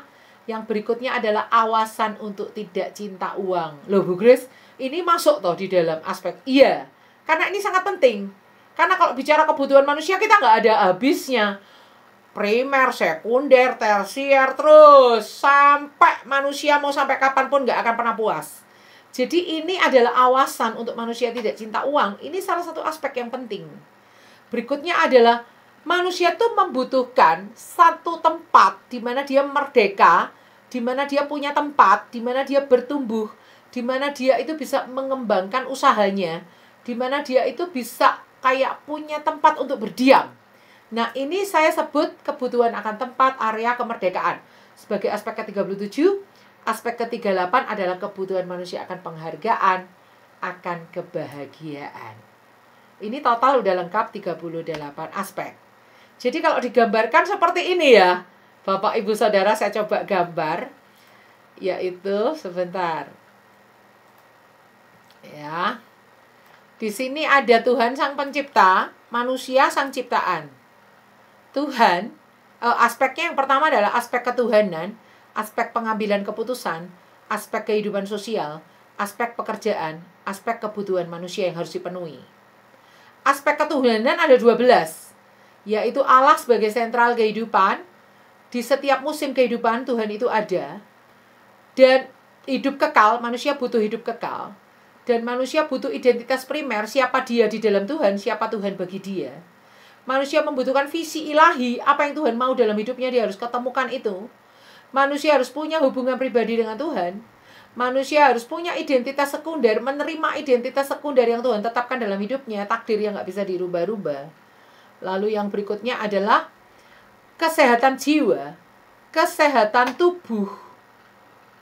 Lalu yang berikutnya adalah hukum-hukum Tuhan yang harus ditaati, takut akan Tuhan, identitas masa lalu, identitas masa kini, identitas masa depan yang harus kita bawa ke hadapan Tuhan. Itu adalah 12 aspek ketuhanan. Nah, untuk pengambilan keputusan itu satu aspek saja. Kehidupan sosial, ada manusia membutuhkan komunitas untuk dia bertumbuh. Lalu ada 4 dukungan psikologis, yaitu waktu kebersamaan yang gak bisa digantikan dengan layar, sentuhan kasih, emosi yang sehat, dan juga kehidupan sosial yang sehat. Ini adalah 4 dukungan psikologis. Berikutnya adalah 4 dimensi kecerdasan yang ditanamkan pondasinya, yaitu takut akan Tuhan. Yang ditanamkan di dalam kehidupan keluarga inti dan keluarga rohani. Berikutnya pekerjaan. Ada 6 aspek pekerjaan, yaitu bekerja, berwirausaha, berinvestasi, ketahanan menghadapi tekanan, berbagi, beristirahat yang cukup. 5 kebutuhan primer terdiri dari pangan, rasa aman, papan, sandang, pendidikan dan pengajaran untuk aktualisasi diri. Dan juga 3 aspek kebutuhan sekunder dan tersier, yaitu kebutuhan sekunder, kebutuhan tersier, dan tidak awasan untuk tidak cinta uang. Kebutuhan area, tempat, atau kemerdekaan, kebutuhan penghargaan dan kebahagiaan. Nah, ini daftar singkatannya. Daftar singkatannya tadi udah Allah sentral kehidupan, musim kehidupan, hidup kekal, identitas primer, hubungan pribadi dengan Tuhan, kebutuhan kesehatan jiwa, kesehatan tubuh, hukum-hukum Tuhan, takut akan Tuhan, identitas masa lalu, identitas masa kini, identitas masa depan, visi ilahi, identitas sekunder, keputusan yang benar, komunitas, waktu bersama keluarga, sentuhan kasih, emosi yang sehat, kehidupan sosial yang sehat, IQ, EQ, MQ, SQ, bekerja, berwirausaha, bertahan menghadapi tekanan, berinvestasi, berbagi, beristirahat yang cukup, pangan, rasa aman, papan, sandang, pendidikan dan pengajaran untuk aktualisasi diri, sekunder, tersier, tidak awasan untuk tidak cinta uang, tempat, area dan kemerdekaan, penghargaan dan kebahagiaan. Itu daftar singkatan. Minggu depan kita akan lanjutkan dengan hidup yang terus-menerus memancar, yaitu penelitian 38 aspek itu berdasarkan kitab Pengkhotbah pasal 3. Nah, sekarang sebelum saya kembalikan ke moderator, saya akan tunjukkan sebentar aja ya, sebentar aja. Saya agak overtime ini, yaitu 38 aspek berdasarkan versi Word. Apakah layar saya ketangkap dengan baik, teman-teman? Saya ulangi aja ya. Kelihatan kok. Oh, kelihatan ya? Oke, saya lanjutkan ya. Jadi 38 aspek itu kalau digambarkan di Word itu mungkin menolong kita lebih paham ya. Lebih paham kalau digambarkan di Word seperti ini, teman-teman. Saya pakai tabel. Nah, ini tabelnya. Nah, semoga tabelnya ini menolong ya. Tuhan, ini satu kolom isinya ya cuma Tuhan ini tok. satu kolom. Bentar. Saya akan pakai annotate di sini. Aduh, mana ya? Oke, jadi ini aspek ketuhanan ya. Aspek ketuhanan. Di sini satu kolom cuma satu aja. Di sini aspek sang pencipta ada isinya dua, satu kolom ini dua. Tuhan sang pencipta, manusia sang ciptaan. Lalu 5 urutan prioritas ini isinya ada Tuhan ya. Terus ada ini pengambilan keputusan, kehidupan sosial. Lalu ada pekerjaan. Lalu ada kebutuhan manusia. Lalu itu dibagi lagi menjadi 10 aspek. 10 aspeknya seperti ini. Dimensi utama yaitu 12 aspek ketuhanan. Lalu pengambilan keputusan, manusia butuh komunitas, dukungan psikologis, lalu dimensi kecerdasan, lalu aspek pekerjaan, lalu kebutuhan primer, lalu kebutuhan sekunder dan tersier, kebutuhan akan area tempat kemerdekaan, kebutuhan akan penghargaan. Nah, 10 ini kita bagi lagi menjadi 38 aspek. Ya, Allah sebagai sentral, ini aspek-aspek ketuhanan ada 12, sudah saya jelaskan tadi. Lalu masuk ke pengambilan keputusan hanya satu aspek aja. Lalu komunitas untuk bertumbuh. Ini ada beberapa aspeknya. Komunitas, kebutuhan akan komunitas, waktu kebersamaan, kebutuhan seksual bagi suami istri atau kasih sayang bagi orang tua dan anak, sentuhan kasih sayang, emosi yang sehat, sosialisasi. Lalu dimensi kecerdasan ada IQ, EQ, MQ, dan SQ. Lalu 6 aspek itu ada bekerja, berwirausaha, menghadapi tekanan, berinvestasi, berbagi, istirahat yang cukup. Lalu kebutuhan primer itu ada pangan, rasa aman, papan, sandang, pendidikan dan pengajaran untuk beraktualisasi diri. Lalu 3 aspek kehidupan kebutuhan sekunder dan tersier adalah kebutuhan sekunder, tersier, awasan untuk tidak cinta uang. Lalu kebutuhan manusia akan area, kebutuhan manusia akan penghargaan dan kebahagiaan. Seperti itu yang saya sampaikan hari ini, tepat seperti yang saya perkirakan untuk satu sesi ini selesai. Baik, saya serahkan kembali ke moderator kita. Haleluya, luar biasa Bu Grace, buat pemaparannya sangat jelas, dengan penuh semangat Ibu Grace menyampaikannya, sehingga saya secara pribadi, wow, luar biasa. Baik, saya akan memberikan kesempatan bagi kita semua untuk bertanya. Jadi Bapak Ibu bisa menyiapkan pertanyaannya tentunya terkait dengan materi yang disampaikan oleh Ibu Grace. Tapi sebelumnya kita akan mendengarkan dan menyimak beberapa informasi kegiatan terdekat dari Shema Adonai yang akan disampaikan oleh Ibu Heni. Silakan Ibu Heni. Ya, baik. Terima kasih untuk Ibu Grace terlebih dahulu. Pelajaran yang sangat luar biasa yang akan banyak memberikan berkat bagi semua teman-teman. Teman-teman yang di live streaming yang sedang mengikuti acara kami, tolong sharekan ya video-video ini, bagikan kepada saudara-saudara agar saudara-saudara kita juga sama-sama diberkati. Baik Bapak Ibu, saya akan menampilkan malam hari ini ya jam 19 WIB. Bapak Pendeta Daniel Palungan, dia seorang dosen ya, dosen benaran ya. Dia akan mengajarkan mengenai keilahian Roh Kudus. Nah, memang di dalam beberapa minggu ke depan kita akan belajar tentang Roh Kudus ya. Baik Bapak Ibu, hari ini yang menjadi moderatornya, nanti yang mendampingi Bapak Pendeta Daniel adalah Bapak Sam Siagian. Dan untuk selanjutnya, hari ini adalah pelajaran pertama dari buku Sejarah Penembusan dari buku seri yang ke-6. Nah, kita akan mempelajari mengenai imam-imam besar kekal. Ini pelajaran imam-imam ini sangat penting sekali ya buat kita, karena nanti Bapak Ibu akan mengetahui secara detail yang ada di kitab. Jadi kalau Bapak Ibu selama ini terlewatkan, Bapak Ibu malam ini akan diberitahukan untuk pelajaran-pelajaran selanjutnya. Nah, Bapak Ibu, malam ini adalah pukul 21 WIB.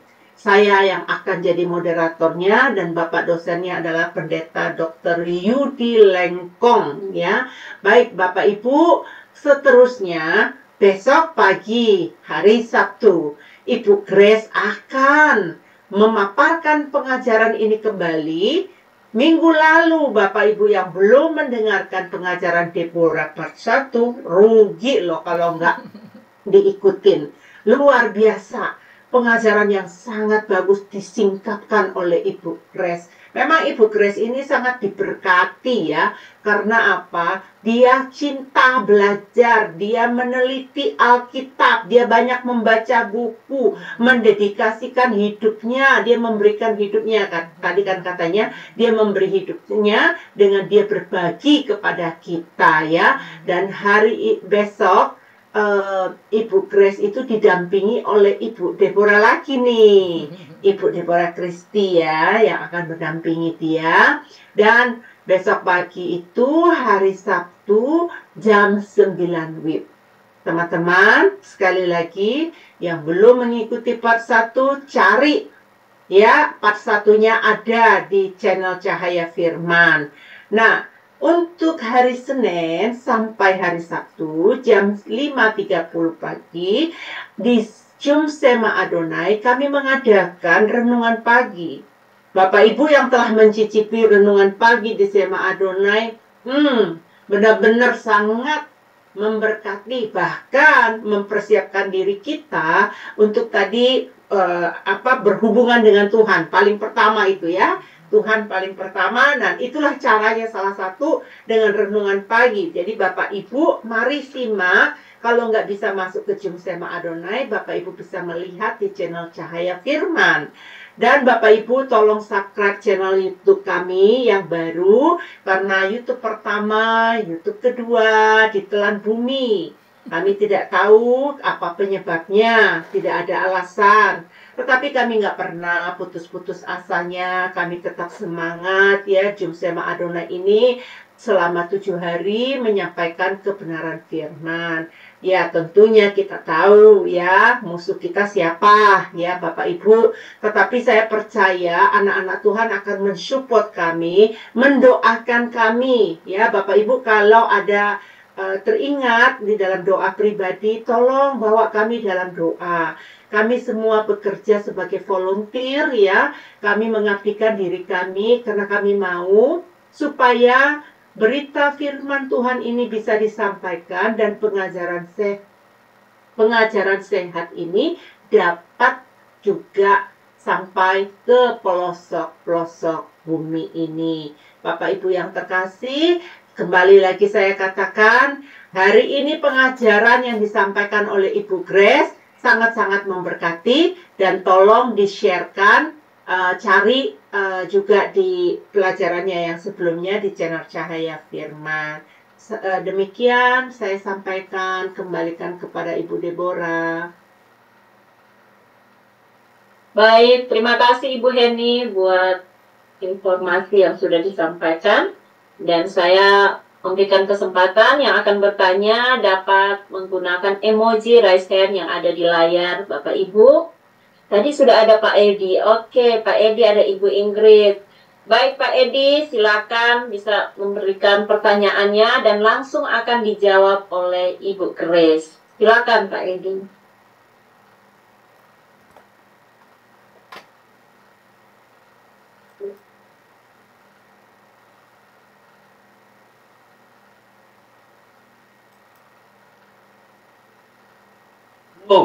Shalom. Saya mau nanyakan yang kebutuhan primer. Itu kalau nasihat Rasul Paulus kepada Timotius di 1 Timotius 6 ayat 8 itu mengatakan asal ada makanan dan pakaian cukuplah. Jadi kebutuhan primer itu kalau kita kaitkan sekarang mungkin asal kita bisa makan, kemudian ada pakaian, itu sudah maksudnya yang paling minimal sekali. Kemudian kalau untuk tempat tinggal papan itu kalau sekarang ini mungkin ngontrak dulu atau tidur di rumah teman atau ya kalau nggak ada ya ngemper di depan toko atau gimana gitu. Kalau pakaian kan nggak bisa pinjem, nggak bisa ini ya. Kalau ya itu aja. Terima kasih. Oh ya, baik. Langsung saya jawab ya Bu Deborah. Baik, wah pertanyaan sangat bagus banget Pak. Jadi memang gini, nanti kita akan belajar 38 aspek ini adalah yang selengkap-lengkapnya. Tapi nanti kita pelajari, kita akan kawinkan perjanjian lama dengan perjanjian baru. Ada aspek-aspek yang kita boleh punya, boleh juga tidak. Termasuk diantaranya adalah tersier dan sekunder. Itu kita boleh punya, boleh tidak. Kalau tidak punya juga tidak berdosa, tidak apa-apa. Nah, salah satu ayat yang Bapak cantumkan di sini 1 Timotius 6 ayat 8 itu salah satu ayat referensi saya. Bahwa Alkitab berkata asal ada makanan dan pakaian cukuplah. Artinya kalau kita tidak dibawa oleh Tuhan sampai memiliki yang namanya pemenuhan kebutuhan tersier, pemenuhan kebutuhan sekunder, gak masalah. Apalagi kalau kita memikul salib Kristus, dan untuk memikul salib Kristus itu kita harus menderita aniaya, kita harus menderita terpisah dari keluarga, kita harus menderita misalnya aniaya fisik, kita harus misalnya kayak dibuang di suatu pulau kayak yang dialami oleh Rasul Yohanes di Pulau Patmos dan sebagainya. Maka nanti Pak Edi, pertanyaan yang bagus sekali. Nanti minggu depan waktu kita bukan minggu depan, pertemuan yang akan datang ketika kita mempelajari 38 aspek menurut kitab Pengkhotbah pasal 3 ayat 1 sampai 15, nanti di situ saya akan jelaskan yang ini wajib ada, yang ini wajib ada, yang ini tidak wajib. Nah, tapi kenapa saya mendaftarkan 38 itu adalah yang selengkap-lengkapnya. Tapi nanti akan ada ayat-ayatnya di mana ketika dalam kondisi-kondisi khusus, ketika itu adalah kita memikul salib, ketika ada kondisi-kondisi khusus ketika itu memang tidak Tuhan izinkan aspek itu ada dalam hidup kita, itu nggak apa-apa, ini tidak wajib ada. Itu nanti ada Pak penjelasannya. Saya sangat terberkati pertanyaan Bapak. Nah, soal yang makanan dan pakaian cukuplah, itu berarti seolah-olah Rasul Paulus ngomong di 1 Timotius 6 ayat 8 itu, nomor 1 itu pangan ya, nomor 2 itu adalah sandang ya, baru nomor terakhir itu papan ya. Ya, oke. Nah, tapi Pak, mungkin Bapak berdasarkan ayat ini mendapatkan rema seperti itu. Tetapi kalau saya itu mengurutkan dari kitab Pengkhotbah ini Pak, yang disebut dulu, itu yang saya anggap yang lebih utama, yaitu ada waktu untuk menanam itu bicara tentang kebutuhan pangan ya.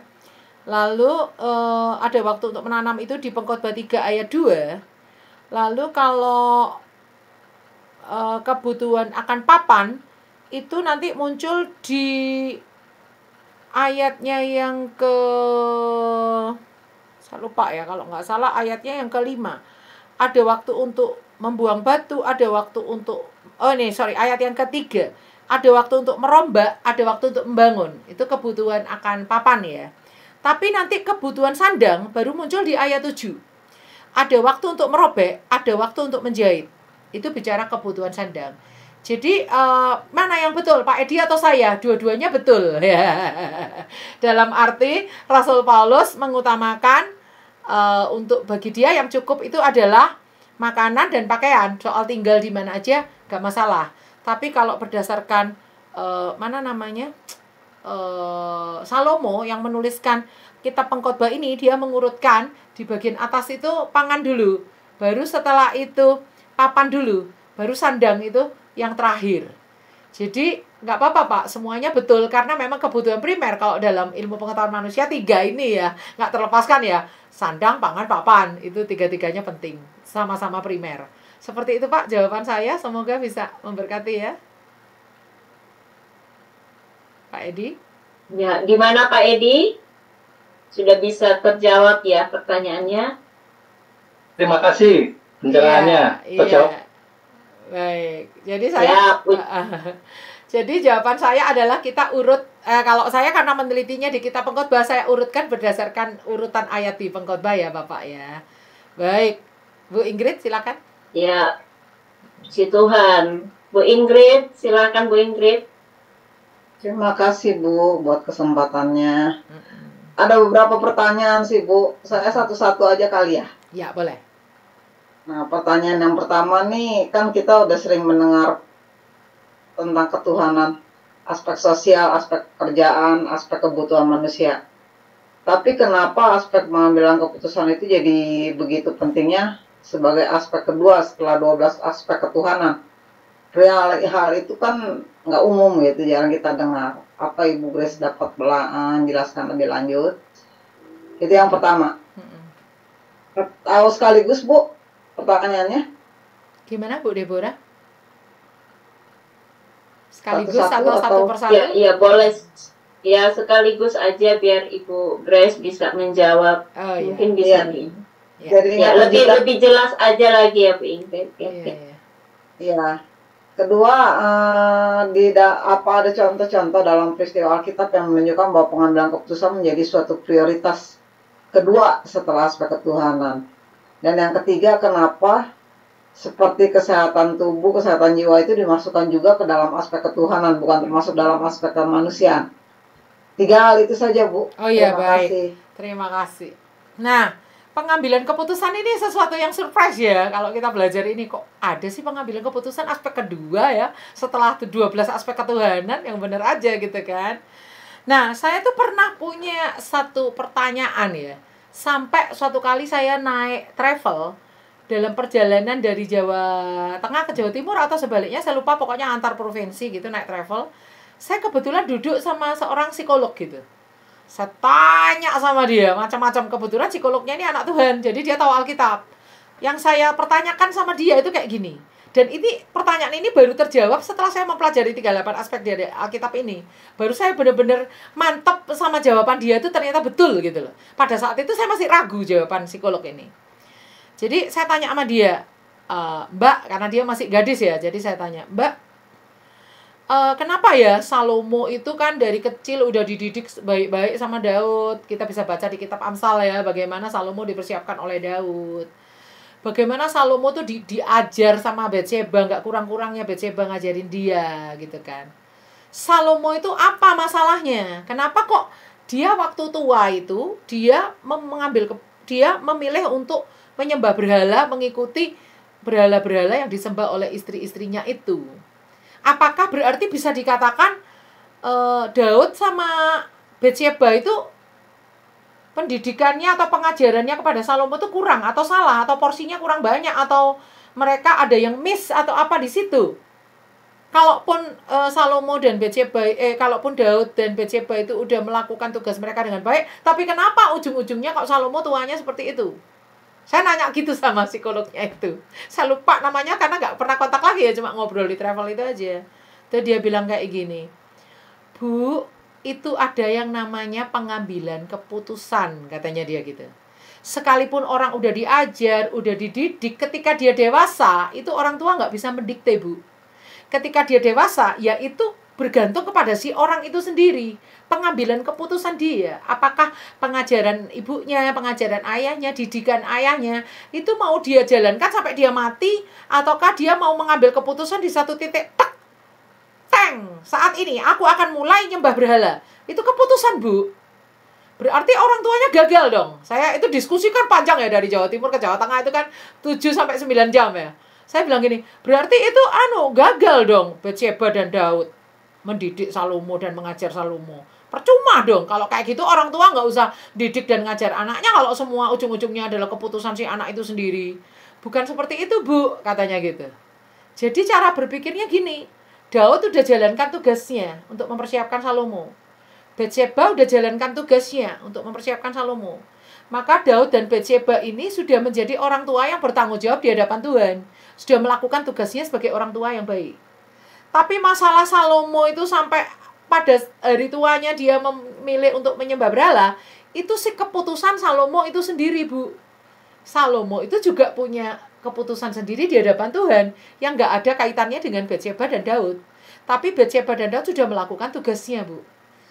Jadi, kalau sampai suatu saat Salomo itu mau protes sama Tuhan, loh Tuhan, ini karena salah orang tua aku, nggak mempersiapkan aku dengan baik. Itu nggak bisa kata-kata itu dilontarkan, Bu. Karena memang terbukti Daud dan Batsheba sudah melakukan tugasnya. Jadi itu murni keputusan si Salomo itu sendiri ketika hari tua dia menyembah berhala. Jadi, yang dilakukan oleh orang tua untuk mempersiapkan Salomo itu juga bagian dari pertumbuhannya Salomo. Ketika Salomo mengabaikan itu adalah bagian dari keputusannya dia. Saya masih nggak mantep sama jawaban dia tuh dalam hatiku. Ya terus apa untungnya kita orang tua menyiapkan anak-anak kalau pada akhirnya setelah anak-anak tua kembali kepada keputusan mereka pribadi, saya pikir gitu ya. Saya kan seorang pengajar seminar, parenting dan sebagainya. Saya itu masih jadi tanda tanya besar dalam hidup saya. Tapi setelah saya belajar 38 aspek ini, saya baru paham. Oh, pantes si psikolog itu jawab gitu, betul jawaban dia. Karena pengambilan keputusan itu adalah satu aspek besar. 1 dan nomor 2 dari 5 aspek utama. Oh, luar biasa ya. Terus kembali ke pertanyaan Bu Ingrid yang kedua, contoh-contoh pengambilan keputusan yang paling gampang lah, Kejadian pasal 3. Manusia jatuh dalam dosa gara-gara apa? Salah ngambil keputusan. Ya, Hawa salah ngambil keputusan, Adam salah ngambil keputusan, pengaruhnya sangat besar. Ketika kita salah mengambil keputusan, di situ ada pintu dosa masuk. Kenapa Kain membunuh Habel? Salah ngambil keputusan, sudah ditegur Tuhan, dia mengambil keputusan, mau dengarkan teguran Tuhan, apa justru mau pergi ke padang bunuh adiknya? Dia ambil keputusan yang nomor 2. Jadi pengambilan keputusan itu jangan dianggap main-main, itu bukan sepele, itu perkara besar. Oke, yang ketiga, kenapa kok kesehatan tubuh dan kesehatan jiwa itu dimasukkan dalam aspek ketuhanan, Bu Grace? Ya, itu pertanyaan Bu Ingrid tadi ya. Kok nggak dimasukkan dalam aspek kemanusiaan? Itu kan kemanusiaan. Jiwa, tubuh, sehat, itu kan manusia. Nah, jawaban saya seperti ini. Di dalam kitab Pengkhotbah pasal 3, ayat 2, sampai ayat yang ke-8 itu selalu pakai pola yang sama. Ada waktu untuk ini, ada waktu untuk itu. Ada waktu untuk ini, ada waktu untuk itu. Terus dari ayat 2 sampai ayatnya yang ke-8. Sisanya yang ayat 1, ayat 9, 10, 11, 12, 13, 14, 15. Gak ada kata ada waktu untuk ini, ada waktu untuk itu. Nah, pada saat saya merenungkan ini, saya dapat dari Tuhan satu rema pembukaan dari Tuhan. Yang ada waktu itu adalah aspek manusia. Sisanya itu adalah aspek ketuhanan. Oh gitu, saya baru paham. Wow, keren banget. Nah, aspek kesehatan itu ada di ayat 13. Pengkhotbah 3 ayat 13. Dan bahwa setiap orang dapat makan, minum, menikmati kesenangan dalam segala jerih payahnya, itu adalah pemberian Allah. Saya menafsirkan makan, minum, menikmati kesenangan ini adalah kesehatan tubuh. Karena kalau kita nggak sehat, kita tuh makan tuh nggak enak loh ya, nggak nafsu makan, mulut pahit. Dan kalau kita nggak sehat, diajak keliling dunia pun kita nggak akan menikmati ya. Badan lemes, badan panas, demam, mau diajak jalan-jalan keliling dunia pun nggak bisa menikmati kalau kita lagi sakit, betul nggak? Betul ya. Rumah sakit semewah apapun tetap namanya orang sakit tuh nggak enak ya kan? Dibawa seperti hotel bintang 5 pun tetap nggak enak ya, namanya sakit itu ya. Gak bisa menikmati ya. Lalu kalau kesehatan jiwa itu ada di ayat 12. Aku tahu bahwa untuk mereka tidak ada yang lebih baik daripada bersuka-suka dan menikmati kesenangan dalam hidup mereka. Ini saya tafsirkan sebagai kesehatan jiwa. Orangnya jiwanya nggak sehat, dia nggak bisa bersuka-suka, dia nggak bisa menikmati kesenangan. Ya orang gila itu kan nangis, marah, ketawa, nangis lagi, ketawa lagi, marah-marah lagi, ya, banting-banting, benturin kepala ke tembok, bla bla bla. Dia nggak bisa menikmati hidupnya, nggak bisa kesenangan. Nah, karena ayat 12 dan 13 ini masuk di dalam ayat-ayat yang tidak ada kata pola, ada waktu untuk ini, ada waktu untuk itu, saya memasukkannya dalam aspek ketuhanan. Artinya, kesehatan jiwa kita, kesehatan tubuh kita, di tangan Tuhan. Nah mungkin Bu Ingrid nanti tanya, lah Bu Grace kita kan juga harus menjaga kesehatan. Iya, karena Tuhan udah kasih kesehatan, itu pemberian Tuhan, kita bertanggung jawab jaga. Gitu. Lah manusia kan juga bertanggung jawab menjaga kesehatan jiwa. Iya, kesehatan jiwa itu Tuhan yang kasih. Dalam arti semua pencobaan yang kita alami nggak lebih dari kekuatan kita. Tuhan tahu batas-batas kekuatan kita, kita nggak dikasih pencobaan yang lebih. Tapi kita juga harus jaga kesehatan jiwa kita dengan cara hidup seimbang, ada waktu beristirahat, ada waktu berrekreasi, ya, ada waktu untuk kita rileks, nggak tegang terus. Itu cara kita jaga. Tapi utamanya pemberiannya dari siapa? Jiwa dan tubuh itu kesehatan dari Tuhan. Makanya itu masuk dalam aspek apa? Ketuhanan. Seperti itu jawaban saya, Bu Ingrid. Ya. Oke Bu, terima kasih. Jelas sekali. Iya. Tuhan berkati Bu. Iya. Saya juga diberkati. Iya, puji Tuhan. Amin. Terima kasih buat Pak Edi dan Ibu Ingrid yang sudah bertanya.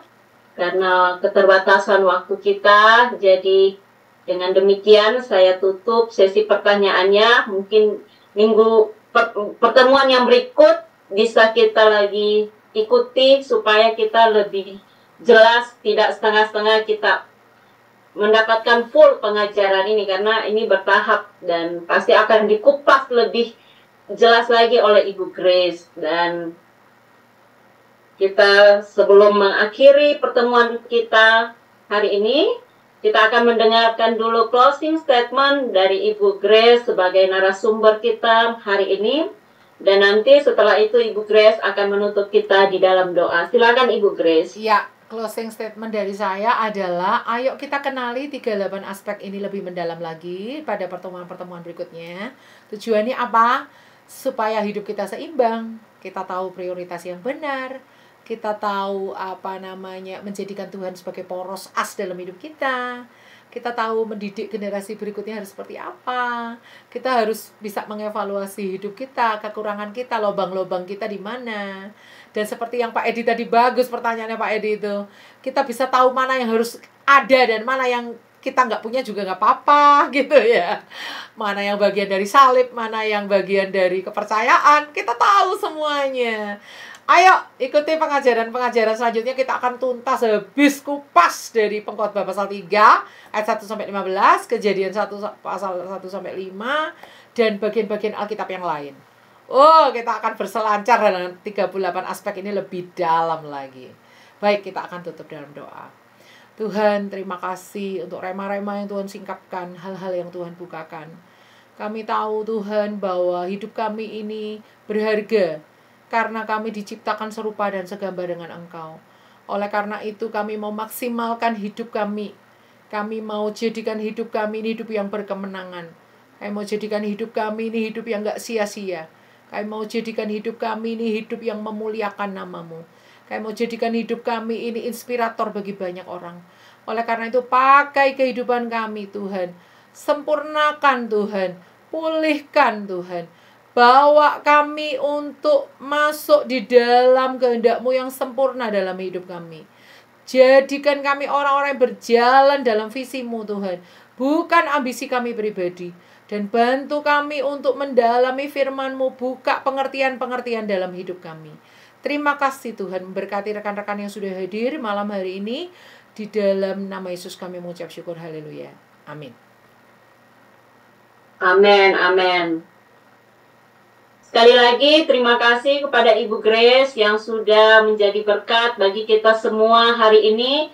Pastikan di pertemuan-pertemuan berikut kita hadir dan bergabung supaya kita lebih puas, lebih mengerti lagi akan firman Tuhan yang akan disampaikan oleh Ibu Grace. Dan tak lupa juga terima kasih bagi Bapak Ibu yang sudah hadir dan bergabung baik melalui Facebook, TikTok, YouTube, ataupun yang akan bergabung melalui siaran ulang. Terima kasih. Dan akhirnya sampai bertemu di waktu dan kesempatan yang mendatang. Tuhan Yesus memberkati. Shalom, shalom, shalom.